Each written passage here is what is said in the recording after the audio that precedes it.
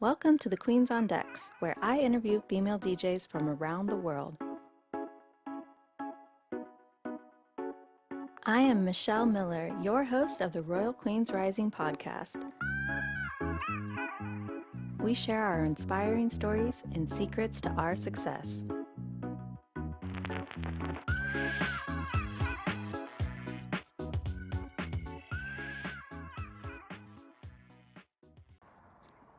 Hello, everybody. Welcome. I'm DJ RunDat, the host of the Queens on Deck show. Today, I have the fabulous DJ Wildflower. Welcome. Hi, how are you?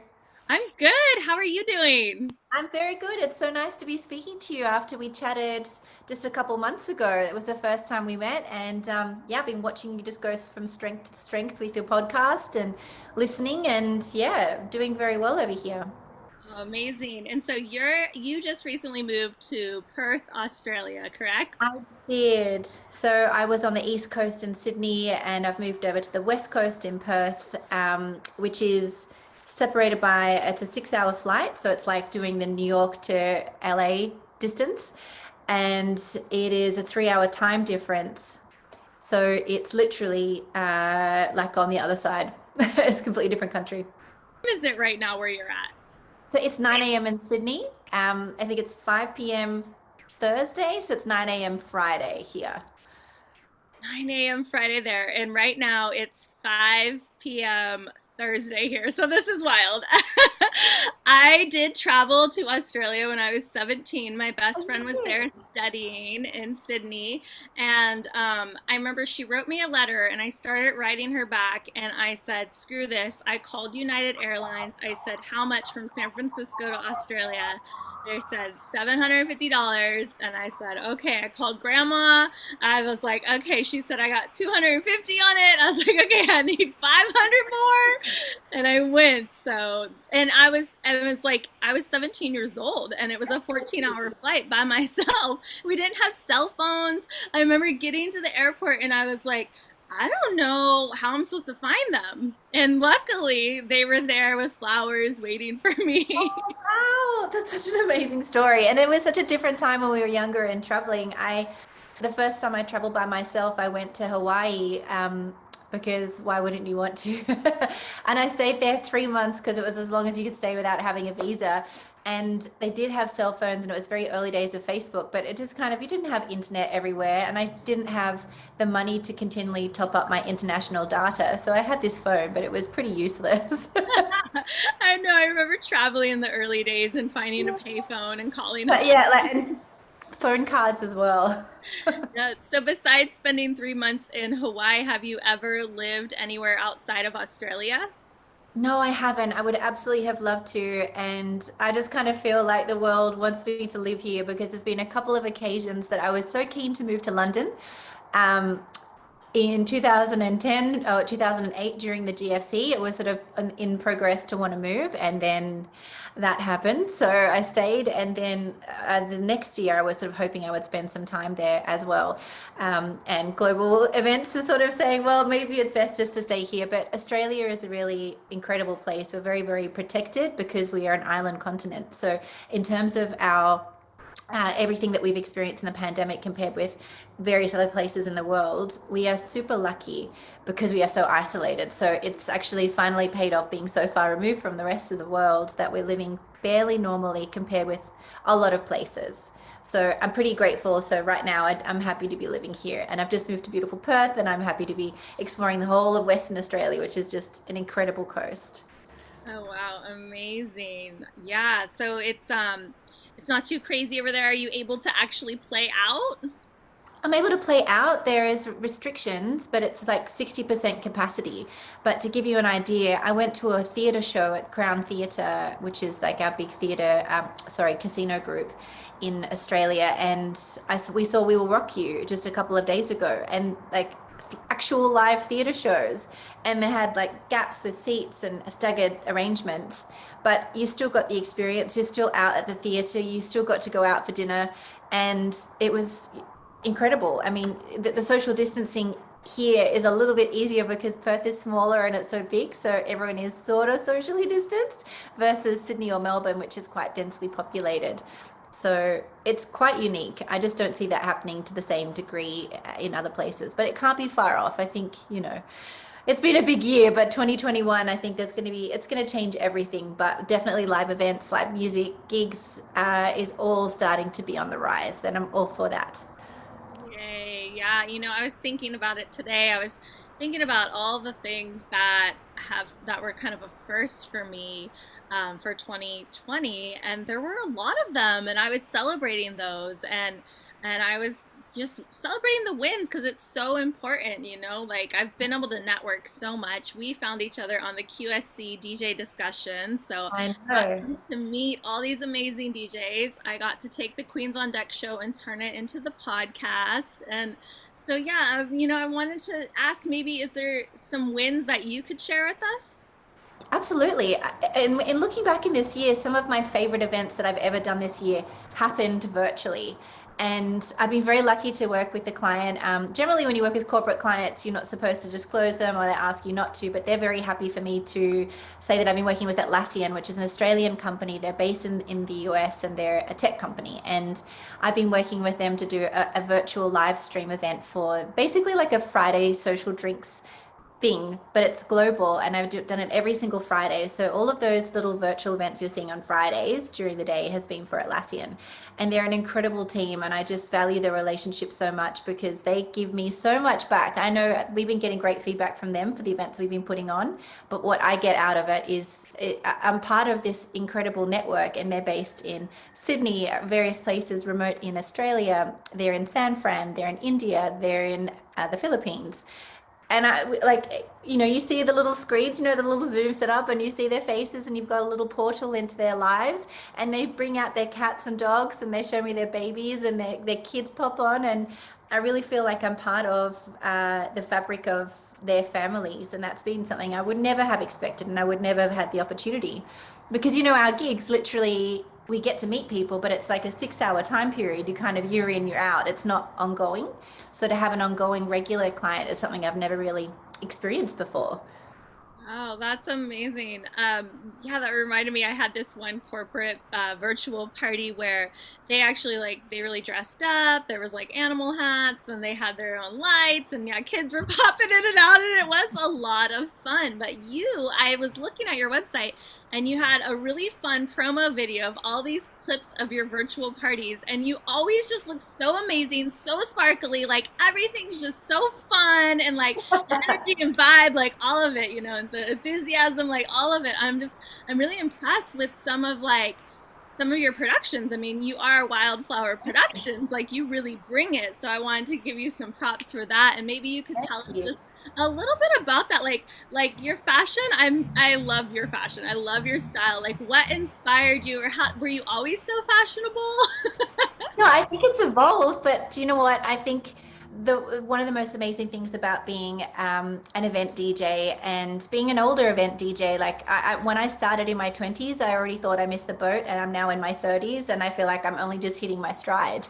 And the benefit of that is you just feel more confident to be yourself. So the more I'm embracing the element, the kid in me that used to love playing dress ups and just being really extra with glitter and sparkles, and now I do that, and I was like, you sort of supported for it, and I'm just dressing the way I love. It makes me feel good and confident. I mean, anyone should wear a sequin. If you're feeling low, just pop on a sequin. It just absolutely, it just brings out. This is my day sequin, so. Day sequence. I love it. But to be fair, I try to be mindful about not too much fast fashion. So I buy a lot of stuff on eBay and I sell. And so I'm trying to keep my wardrobe fresh and relevant. So that's why you see me wearing a lot of new stuff. I'm in a 1 bedroom apartment. I don't have a huge wardrobe, but I turn it round. So this isn't a pitch of my eBay page, but if you want to, you can have a look. I love it. I will. But you're in Australia. The shipping might be a little. Oh my God, isn't it crazy with what's happening? I don't know if you've tried to buy anything internationally, but the shipping delays and or the product development, like I tried to buy a little party light for one of my streams, and basically they're like it's going to be 6 months for a little dome light. And Wow. just, yeah, some things are really have been affected just by the nature of where it's been manufactured and then shipping and then it's stuck on the docks, and it's wild. Yeah. You know, I never really thought about Australia being like an island continent. When you said that, Yes. I was like, wow, yeah, wow. Everything has to be shipped. Everything has to be sent, yeah, overseas or literally overseas. So we've got a lot of things made domestically, but in terms of those sort of Chinese manufactured lighting products, and we were lucky we had a lot of production. And I guess the secret sauce behind Wildflower Productions is I'm an event manager by trade. I've been working in live events for over a decade. And my husband is a graphic designer and a videographer. So when we were in lockdown, we had like a mini production company that we'd already been working on, but that's how we're able to turn out the virtual events. And it's shout out to my husband Matt, who's been able to do that, because it's the lighting, it's all of the actual production. We have 4 cameras for these live streams, and that's not something that most people have, an actual camera operator to be able to just run these things. So we've used it as a real source of, it's an anchor point for the week in those months where we were in that severe lockdown and really we were sort of limited to going to the shops for a short period of day. It was an absolute lifeline mentally because it gave you a little bit of purpose and structure around the week. And it was the same thing with the guys that were joining the live streams. That was what they had to look forward to for the week. And I just thought it would peter away, but they've actually continued doing it every single week since the end of March. And that is just an incredible thing that we were able to create that experience together. But it was, I think the production, it needs to, I always do my best to try and make it interesting or look different, because these guys, they sit at the computer, they do their Zoom meetings every day. I want it to look different and exciting. So I will literally go through whatever I can. I will go through $2 shops and um, all sorts of things just to try and find props and backgrounds. And it makes you resourceful. Yeah, you're doing really, really good at it. You know, what's funny is my husband's a videographer also. And I've had some yeah, I've had some live streams, and then I joined an online radio show where on Fridays I play. And so I'm still fine tuning like how to get the multiple cameras. Like we had his camera set up as a second camera, but it died. Like it would only go 30 minutes because he wasn't there manning it. So Yeah. so yeah, definitely it's like always a work in progress, but you're doing amazing. I saw that you offer all kinds of really creative theme parties, and that excited me because I love a theme party. Oh, I love a theme. I'm the first one to get dressed up for a theme. It's just fun. Oh, I love It it. gets Yeah. me in the mood, right? Yeah, it's just something different when people are in costumes. I think it just brings out like just a little extra out of them. Absolutely. Yeah, and I think when people arrive to a costume event, they're already a certain expectation that they're going to have fun. And I had my first Christmas party last night, and I was so excited because I played, obviously busted out Mariah because it's Christmas, and having a Christmas tree and Christmas events, and it's starting to feel very festive. And I think people just kind of need it this year, especially where we haven't been able to have events. I think there's going to be a lot of really fun parties over this season because people just need that time to connect face to face, even if it is socially distanced in smaller groups. Whatever we can get, we will embrace. And yeah, I'm looking forward to the next couple of months. That seems so early for a Christmas party, but I It's love it. all right. When I was getting dressed, doing my makeup for our interview today, I was listening to this. I have a new Shaggy Christmas song. I actually have two new Shaggy Christmas songs. I'm a big reggae girl. And like, that was the start. It's the start. It's Christmas music is started. Well, you have to leave me that song so I can play it next week. Yeah, I will. I will. So let's usually we start out these interviews talking about how did you get into the music industry. So I'd love to hear your story on how you started DJing. Cool. Well, as I mentioned, I've been working in events. I was an event coordinator and I've kind of worked my way through the ranks. And one of my first large format galas where we had a big stage award show for about 2,500 people. They had a couple of DJs on the stage and they just, I know. I don't want to give a shout out. A lot of male DJs are obviously amazing, but these two particular guys, I was just watching them being like, they just weren't reading the crowd and they weren't being appropriate. And I was like, I could do that. I'm going to do that. And I kind of took it upon myself that I was going to learn and just be able to play more appropriate music in events. And I never had the thought of it being and like an event DJ being a real DJ, but I think having decided to be an open format DJ where you're really governed by the people in the space and you're really trying to connect with the people in the room. So, I mean, to give you an idea, on Wednesday, I did a heavy metal themed event. I love rock and metal, so I've come from that background. And then last night was very high end cocktail vibes. Today is Diwali Indian celebration, and then Saturday I'm playing at the races. So I will literally play the spectrum. So I'm still involved in those events. And I guess where I was the event coordinator with a clipboard helping out the event managers, now I still feel like I'm kind of managing the event because I'm managing the emotions and I'm managing the energy, and I still feel very much connected to the events in the room. And I think that's why I stayed in this space. I never really wanted to be a club DJ working until 6 o'clock in the morning. And so both the hours worked for me and the benefits. I really, it feels like my sweet spot. And I think, when the universe is just kind of keeps pointing toward that direction. And my big aha moment, probably had a few, but I was literally made redundant from 3 jobs in a row. And I was just like, what is the universe trying to tell me? And the last time I got a bit of a payout, and it was over summer. And I was like, okay, well, maybe I would just kind of give, DJing as my main shtick a bit of a go. And I was working within venues. And I think a lot of DJs, you work up with venue residencies and then little events. And yeah, I never looked back. But it took like a thunderbolt lightning, just like, well, how many more signs do I have to give you that this is what you're supposed to do? I love it. You say on your website that you're an intuitive DJ, and it is a special skill, and you either have it or you don't. And I think that's something that could really separate, some DJs from other DJs is really being able to.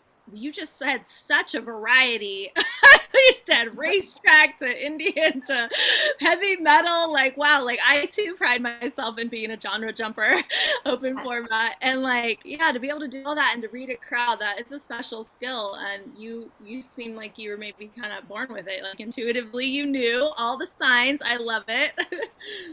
Yeah. Yeah, I think like people like us where we have a broad appreciation, but to that level of obsession of like people like, oh, I love all music, but go, "Oh, what sort of music?" But I could tell you the names, the songs, the record labels, the associated artists, and I've always been that way. It was an area of borderline obsession, but I never really took it as something that could be used as a skill, and I never really thought of DJ. It just never really. I was never going to festivals or clubs watching the DJ thinking I want to do that because I just didn't see myself in that role. I didn't see myself as a club DJ. And then when I saw it in the event space, something clicked for me and I was like, I could see myself doing this. This makes sense to me. And I felt more comfortable in that environment. So I think that's where you find your niche and you just really explore it and you do what, it fills your heart because it's always the right thing in the end, just to follow that. I'm really big on gut instinct. And I think your gut can tell you so much about a situation being right or wrong. And I use that to govern the music that I play, and I use it to govern the people that I meet and network with. And, even meeting you, it was a gut instinct to want to keep connecting with the women that I met through the QSC chats. And I think that's always paid off. And I will continue doing that for the rest of my life. Yeah. Something I thought was really awesome about you is that you actually add live musicians to your sets. So, how did that get started? I've just been so lucky because I worked with probably about 6 years ago this really incredible musician called Orget, who's a sax player. He's actually originally from Albania and he won Albania's Got Talent. So he's like a next level incredible musician. And I just was paired up with him on an event, and it was kind of the thing to do that I wasn't even really asked. They just sort of brought him along with me, and I was a bit nervous because I didn't really know how it worked. And we were so lucky because our energies just connected and we worked so well together. And then from that, it just kind of grew, and we had this really amazing synergy. And then I love percussion, so we added the percussion. So the trio is traditionally DJ, sax, percussion. But now we've got format with DJ, percussion, vocals, strings, various other elements, and it can just work so well. And having that live feel, I guess because I've come from that kind of rock band background, that traditionally has always been like real music to me. So I feel like it adds just that real live element that you just can't entirely replicate by just playing straight out tracks, even though that's, the majority of what I do. Yeah. That's so cool. I love it. So what's coming up next for you? I have a busy week, as I mentioned. I've got a live stream today, and it's the Diwali theme. So bright colors, Indian, like the Indians know how to party. So we need to really bring it today to bring the energy up. Saturday we have a races day, and it's lunch en blanc. So everyone will be dressed up in their finest whites. And I don't think the weather's going to be that great, but I've checked the space and they have a marquee, so that's good because that would be not ideal. And then, as of sort of next week, even though I had an early Christmas party yesterday, all the Christmas events will start coming. So I literally only just moved to Perth 2 months ago, but I have actually lived here before. So I'm very lucky that I'd already created a really beautiful network of friends and suppliers that are in the industry that just kind of recommended me for things. And I've just been, I don't know, I'm overwhelmed actually with how incredible the response is to kind of after having gone for 2 years and coming back, that I've just been embraced and kind of just getting on with it like I was never gone. So it's great to see so many familiar faces, and I just feel really excited. It was the right decision to move, because moving house at the best of times is stressful. Moving interstate in the middle of a pandemic, it was not straightforward. I had to quarantine for 2 weeks. It was a process, but all of that aside, it makes you realize just it was so the right decision. Well, that's amazing. That's great. So let's talk about your good vibes mixes. Okay. So that also started, I've been making mixes and podcasts, probably like you just kind of do it out of a way to generate, consolidate your mixes and a way to put your music out there. And the Good Vibes mixes literally started from week one of our first lockdown in March 2020. And I decided I was going to channel, because I had just had a full calendar to an absolutely empty calendar. So I thought, okay, I'm going to make a weekly mix, and it's just dedicating good vibes. And I'm going to change each week to kind of represent different areas of music and different genres, ones that I mightn't traditionally have had time to put down into a mix. So I thought at some point over the next few weeks, because I thought it would be weeks, at some point over the next few weeks, I would be able to get a range of mixes that at least somebody would like. So it might be your uncle might like this one, and your sister might like this one, and you might like this one, and at least out of the 10. And now I'm in the 20s. I stopped doing weekly a couple of months ago, about the time that I moved. It was just a little bit too much, and literally everything was in storage as well. But given the fact that this was sort of a longer term proposition, I thought I'd be doing this for three months maybe, and ended up being the best part of a year. And I'll continue doing it because I found the feedback has been really lovely. People are enjoying them and looking forward to them. And I release the mixes on a Friday. I've got one being released today, Friday, in Australia. And it's just ultimate good vibes. So like, the songs you sing at the end of the night, like the ones where it might have been a few wines down, everyone's singing, everyone's in a good mood. So it's just that end of night sort of happy feels. And that's, I guess, what I'm trying to do in my side is we're all going through a range of things at different times, and if I can just do something to kind of uplift and provide some good energy, then if it helps one person, then it's worth my time. Oh, I love that. It's so beautiful. So where can we find your mixes and how can we connect with you online and best support you?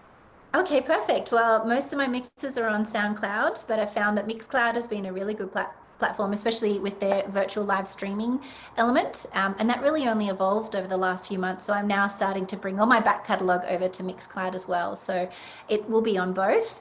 But the full catalogue is on SoundCloud. But all the links, if you go to my website, wildflowerproductions.com.au, there's links there on a music page. And yeah, you can have a look through, and hopefully there's one out of the 25 mixes of the good vibes that you might like. I love it. I can't wait to check them all out. That's awesome.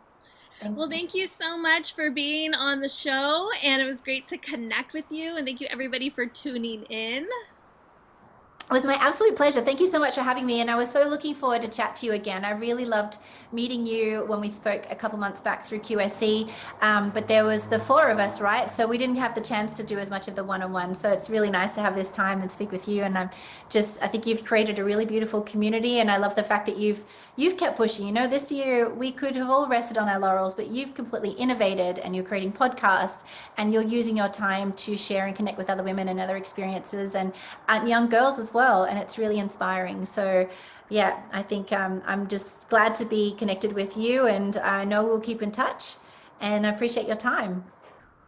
Yeah, thank you so much. All right. Go to my website to claim your free gift, a digital copy of my best-selling book, How to Start a DJ Business. www.djrundat.com. Follow me on all social media handles: Facebook, Instagram, Twitter, and Twitch at DJ RunDat. Be sure to subscribe to my YouTube channel. To learn how you can book me or work with me, go to my website or email me at michelle@djrundat.com.